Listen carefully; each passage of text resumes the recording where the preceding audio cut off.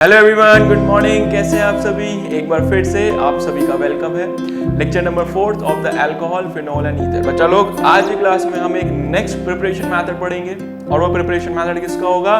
वो preparation method होगा अभी भी हमारा अल्कोहल्स का।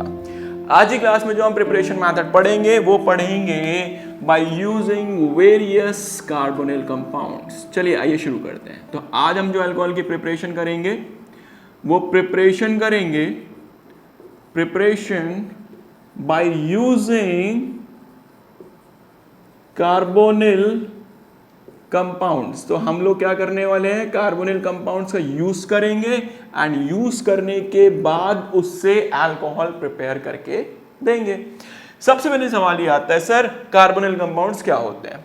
आइए देखिए। तो हमारे पास कुछ कार्बोनिल कंपाउंड्स हैं जिनका हम यूज करने वाले हैं। वो कौन कौन से हैं बच्चा लोग? The first one is ketone, the second one is aldehyde, the third one is carboxylic acid and the last जो कि हम यूज करेंगे इंटरमीडिएट में वो आएगा हम लोगों का ईस्टर।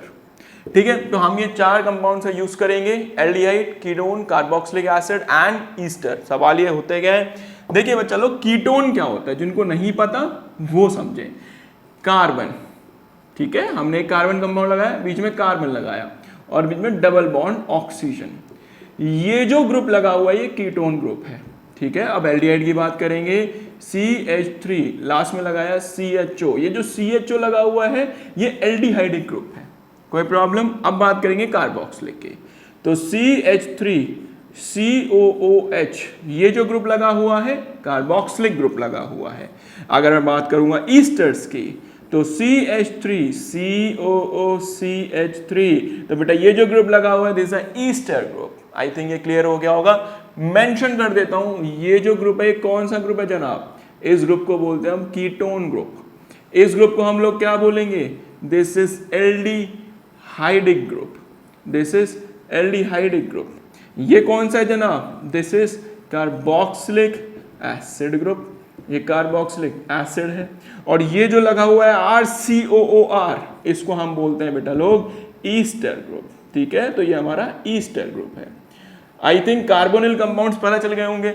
और इन सभी को, ये जितने भी दिख रहे हैं आप सभी को, इनको हम क्या बोलते हैं? They are said to carbonyl compound. तो इनको हम लोग क्या नाम देंगे?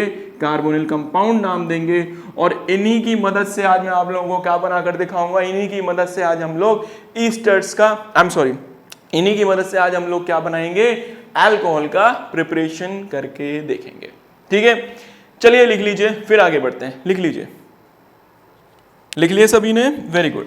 चलिए, इतना तो आप सभी को पता था क्योंकि आप सभी बहुत सालों से पढ़ते हुए हैं। 9th में भी पढ़ा था, 10th में भी पढ़ा था, 11th में भी पढ़ा है, 12th में भी पढ़ा है कि एल्डिहाइड क्या होता है, कीटोन क्या होता है, कार्बोक्सिलिक एसिड क्या है, ये सब हमें पता है। बेटे आज हमें क्या करना है? अल्कोहल की प्रिपरेशन को करने के लिए हमें एक बात का जानना बहुत जरूरी है। तो आज मैं दो रिएजेंट्स का इस्तेमाल करने वाला हूं, उनका नाम बता देता हूं। पहला है LiAlH4, LiAlH4, कोई परेशानी नहीं होनी चाहिए। एंड दूसरा है बच्चा लोग हमारे पास NaBH4। क्या बोलते हैं इनको जनाब? इसको बोला जाता है लिथियम एल्यूमिनियम हाइड्राइड। इसको बोलेंगे हम लोग लिथियम एल्यूमिनियम हाइड्राइड। क्यों मेंशन कर रहा हूं, क्यों बता रहा हूं, सब समझाऊंगा, परेशान नहीं होना। इसको बच्चा लोग हम लोग बोलते हैं, इसको आगे क्या आगे देखिए, सोडियम, तो इसको लिखेंगे सोडियम। आगे क्या लगा हुआ है? बोरॉन, तो इसको बोलेंगे बोरो। आगे क्या लगा हुआ है? H4, that stands for hydride. तो इस कंपाउंड का नेम है सोडियम बोरोहाइड्राइड और ऊपर वाले का नाम क्या है? Lithium aluminium hydride. I think clear हो गया होगा। तो दो हम कंपाउंड्स की स्टडी कर रहे हैं, लिथियम एल्यूमिनियम हाइड्राइड और सोडियम बोरोहाइड्राइड। जानने के लिए बहुत कुछ है, हमें कंसाइज वे में पढ़ना है और इतना अच्छा पढ़ना है कि हमारे सारे क्वेश्चंस हो जाए। जानने के लिए इन कंपाउंड्स के बारे में बहुत कुछ है, बाद में बात करेंगे। अभी काम की बात करते हैं। सुनिए, जो आपको काम की बात याद रखनी है, जब भी मैं NaBH4 का इस्तेमाल करूंगा तो ये अपने में से एक आयन रिलीज करता है और वो कौन सा है? H-। भूलना नहीं है कि अगर मैंने क्या यूज करा? NaBH4 यूज करा तो वो H- आयन रिलीज करेगा। ये बात आज आप याद कर लीजिए। क्लियर है? सेम केस किसके साथ है, NaBH4 के साथ है। अगर मैंने LiLH4 यूज किया तो ये भी क्या काम करेगा, अपने में से H- आयन रिलीज करेगा। क्लियर है, याद रहेगा सभी को, गुड। सेकंड बात आप लोगों को जो याद रखनी है, साइड में मेंशन कर देता हूं यहां पे, जो सेकंड बात आप लोगों को याद रखनी है वो ये याद रखनी है कि अगर मैंने H2O लिया तो वो कैसे ब्रेक होता है, H+ एंड OH- में ब्रेक होता है। ये दो बातें याद रखिए, आपके सारा काम हो जाएगा। ठीक है, तो अगर हम किसकी बात करेंगे, LiAlH4 की बात करेंगे तो इट रिलीजेस H- आयन। अगर मैं किसकी बात करूंगा, NaBH4 की बात करूंगा तो it releases also the H- ion. अगर मैं H2O की बात करूंगा तो H2O क्या करेगा, H+ एंड OH- में ब्रेक होगा।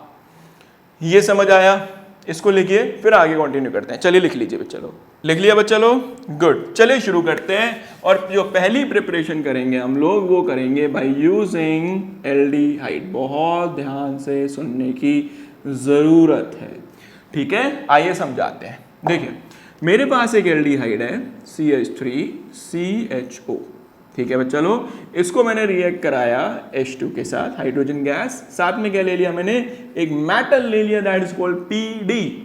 देखिए क्या फॉर्म होगा, फॉर्मेशन हुआ CH3CH2OH। अरे बन गया ना अल्कोहल, हाँ भाई बन गया। बना कैसे वो सीखना जरूरी है, आइए सिखाते हैं। तो देखिए हमने एल्डिहाइड लिया, H2 गैस के साथ रिएक्ट कराया, PD नाम का एक मेटल है, क्या है सब बताऊंगा, और हमारे पास किस चीज का फॉर्मेशन हुआ, हमारे पास एक अल्कोहल का फॉर्मेशन। देखिए ना लास्ट में OH लग चुका है, अल्कोहल बन गया। सवाल यह बना कैसे, तो बच्चा लोग इसका बहुत ही प्यारा सा छोटा सा मैकेनिज्म है। देखिए मैकेनिज्म शुरू करने से पहले मैं एक बात सबको क्लियर कर देता हूं, आज तक किसी ने केमिकल रिएक्शन होते हुए नहीं देखा। कभी भी कोई मॉलिक्यूलर लेवल पे जाके केमिकल रिएक्शन देख सकते हो, बताइए, कोई सोच के बताइए, नहीं देख सकते ना। तो फिर ये मैकेनिज्म्स क्या है, मैकेनिज्म्स क्या है, एक्चुअल में मैकेनिज्म्स हमें ये समझाते हैं कि किस तरीके से रिएक्शन हुई है। Based on certain rules and laws, हम लोगों ने अपनी केमिस्ट्री में कुछ रूल्स एंड लॉज बनाए हुए हैं, उनके हिसाब से हम मैकेनिज्म डिजाइन करते हैं ताकि हम क्या कर सके, किसी भी केमिकल रिएक्शन को समझा सकें। तो मैकेनिज्म वेरी करते हैं बच्चा लोग, मैकेनिज्म कहीं आपको देखने के लिए कुछ मिलेगा, कहीं आपको देखने के लिए कुछ मिलेगा, मैकेनिज्म कभी भी सेम नहीं मिलेगा, ये बात ध्यान रखिएगा। क्लियर है इतना, आइए शुरू करते हैं। तो मैकेनिज्म केवल रिएक्शन की अंडरस्टैंडिंग बढ़ाता है बच्चा लोग, और वो किसके बिहाफ पे बनाया जाता है, रूल्स एंड लॉज के बिहाफ पे। क्योंकि मॉलिक्यूलर लेवल पे तो मैं भी नहीं देख सकता, इस दुनिया को कोई आदमी मॉलिक्यूलर लेवल पे ये कैसे हुआ नहीं देख सकता। ठीक है, आइए शुरू करते हैं। देखिए तो हमारे पास क्या है, हमारे पास है CH3। बताइए इसको कैसे लिख सकते हैं, CH3, C ऊपर क्या लगा हुआ है, डबल बॉन्ड ऑक्सीजन, यहाँ पे क्या लगा हुआ है, हाइड्रोजन। लिख सकते हैं ना CHO को, जिनको नहीं पता वो थोड़ा ध्यान देंगे। देखिए CHO को बच्चा लोग ऐसे लिखा जाता है, मैंने बताया था ना, कार्बन के बगल में अगर एक ऑक्सीजन है तो डबल बॉन्ड में जाएगा और बाकी सारा कैसा जाएगा, सिंगल बॉन्ड। बोलो बात समझ में आएगी नहीं, this is the structure of CHO, भूलना नहीं, ठीक है। तो दिस द स्ट्रक्चर। अब देखिए हाइड्रोजन, क्या हाइड्रोजन को बच्चा लोग मैं ऐसे लिख सकता हूं, लिख सकते हैं ना, खुद सोच के बताइए। हाइड्रोजन के पास एक इस हाइड्रोजन का इलेक्ट्रॉन और एक इस हाइड्रोजन का इलेक्ट्रॉन, क्लियर है, जल्दी बताइए यहाँ पे कौन सा बॉन्ड है, सिग्मा और एक पाई, तो देखो पाई बॉन्ड के इलेक्ट्रॉन, एक ये रहा एक ये रहा, ठीक है। आगे एक मेटल लगा हुआ है PD, PD का काम क्या है बताऊंगा अभी, तो इसको बोलते हैं palladium, this is a palladium, बात याद रहेगी, ये पैलेडियम नाम का मेटल है। अब देखिए क्या हुआ, जैसे ही हम लोगों ने पैलेडियम डाला, इस हाइड्रोजन ने इस हाइड्रोजन को बोला भाई मुझे मेरा इलेक्ट्रॉन दे, इसने बोला इसको मुझे मेरा इलेक्ट्रॉन दे, तो जैसे इसने अपना इलेक्ट्रॉन लिया तो देखो हाइड्रोजन के पास अपना इलेक्ट्रॉन आया, इस हाइड्रोजन के पास देखो बच्चा लोग, इस हाइड्रोजन के पास भी अपना इलेक्ट्रॉन आ गया। और जब हाइड्रोजन अपने अपने इलेक्ट्रॉन लेके अलग होते हैं तो इस चीज को एक नाम देते हैं और इस चीज को बोलते हैं हम लोग फ्री रेडिकल्स। याद रहेगा क्या बोला जाता है, they are said to be a free radical, और फ्री रेडिकल हाईली रिएक्टिव होते हैं, ठीक है। आइए समझाते हैं। अब ये भटकता हुआ ये भी और ये भी पहुंचा कार्बन के पास, बोलता है इस ऑक्सीजन और कार्बन को कि ऑक्सीजन तू इससे अपना इलेक्ट्रॉन ले, इसको बोलता है कार्बन को कि ऑक्सीजन से तुम अपना इलेक्ट्रॉन लो। तो देखो क्या हुआ, यहां से बॉन्ड ब्रेक हुआ, ये टूटा, कार्बन ने बोला ठीक है मुझे मेरा इलेक्ट्रॉन दो, ऑक्सीजन ने बोला ठीक है मुझे मेरा इलेक्ट्रॉन दो। अब क्या होगा, ये हाइड्रोजन किसके पास पहुंचा, ये हाइड्रोजन पहुंच गया इसके पास, ठीक है भाई। ये हाइड्रोजन भटका हुआ किसके पास पहुंचा, क्योंकि दे आर हाईली रिएक्टिव, यहां पहुंचा। अंडरस्टैंड। अब देखिए क्या हुआ, कहानी समझते हैं इसको, पहले इसको लिखिए क्योंकि यहाँ थोड़ी जगह कम है, फिर आगे बताता हूँ। लिख लीजिए बच्चा लोग, लिख लिया यहाँ तक। आइए ऊपर लिखते हैं इसको, ठीक है, आइए ऊपर लिखते हैं।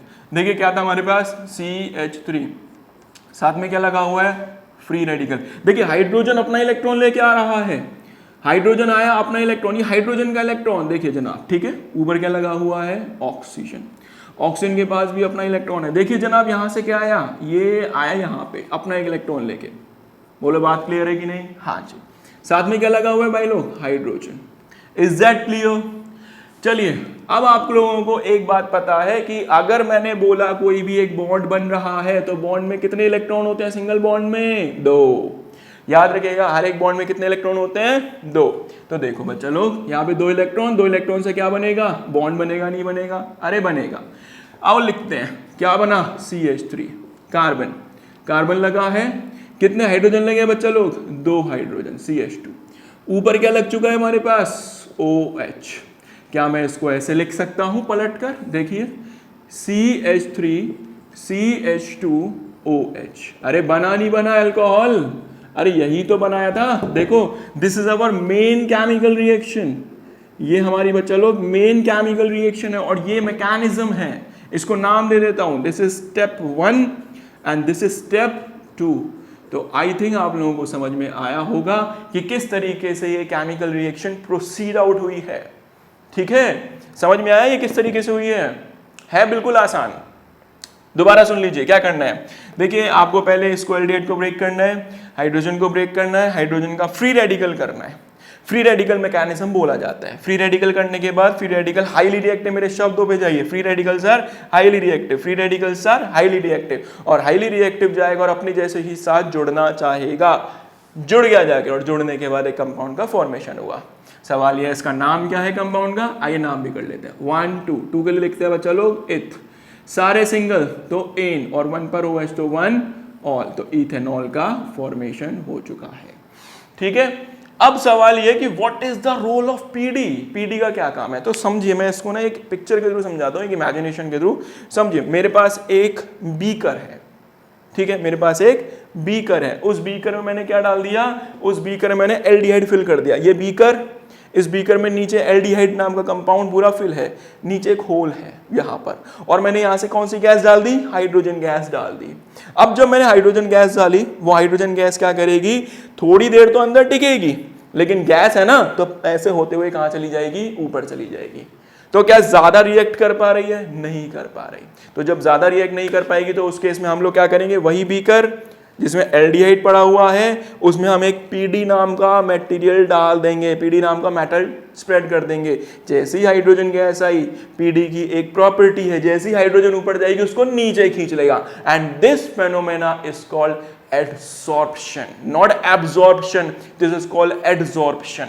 तो बच्चा लोग पीडी एक फेनोमेना शो करता है जिसको बोलते हैं एडसॉर्प्शन, एडसॉर्प्शन भूलना नहीं। तो एडसॉर्प्शन करेगा, और एब्जॉर्प्शन करते ही अब जो हाइड्रोजन गैस ऊपर जा रही थी वो नीचे आ जाएगी, और नीचे आने के बाद पूरे एल्डिहाइड के साथ रिएक्ट करेगी, और धीरे धीरे धीरे धीरे हमारा केमिकल कंपाउंड फॉर्म हो जाएगा। सवाल समझ में आया क्या था, है बिल्कुल सिंपल, ठीक है। तो याद रखना, तो पीडी क्या करेगा, एडसॉर्प्शन नाम का फेनोमेना शो करेगा। बता देता हूं एडसॉर्प्शन में क्या है, ये बीकर, बीकर में नीचे एल्डिहाइड था, अब हाइड्रोजन गैस कहाँ जा रही थी, हाइड्रोजन गैस उठकर ऊपर जा रही थी। मैंने यहाँ पे क्या डाल दिया, पीडी नाम का मटेरियल, सारी हाइड्रोजन नीचे इसके सरफेस पर आ गई। तो बेटा एडसॉर्प्शन होता है सरफेस फेनोमेना। एक्चुअली ये चैप्टर आप लोगों के सिलेबस से हट चुका है, तो अब हमें इस पर ज़्यादा डिटेलिंग करने की ज़रूरत नहीं है। आई थिंक ये वाला पार्ट आप लोगों का क्लियर हो गया होगा। तो अभी हमने क्या बनाया, एल्डिहाइड से बनाया है, अभी हम कीटोन से बनाएंगे, फिर हम लोग ईस्टर से बनाएंगे, फिर हम कार्बोक्सिलिक एसिड से बनाएंगे।